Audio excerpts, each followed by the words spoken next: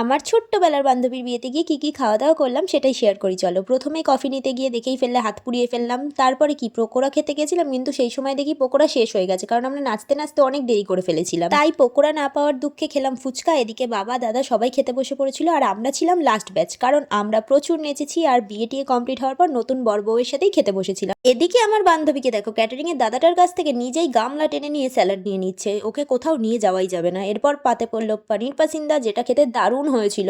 আর আমরা এদিকে ওয়েট করছিলাম যে কখন খাবার দেবে, কিন্তু নতুন বর বউয়ের তো এলাহি ব্যাপার স্যাপার, তাদেরকে থালা সাজিয়ে খেতে দেওয়া হয়েছে। এরপরেই পাতে পড়েছিল রাধা পল্লবী, তার সাথেই ছিল চানা মশলা। খেতে বসেছিলাম প্রায় 1:45-র সময়, কিন্তু তাও খাবারগুলো বেশ গরম ছিল।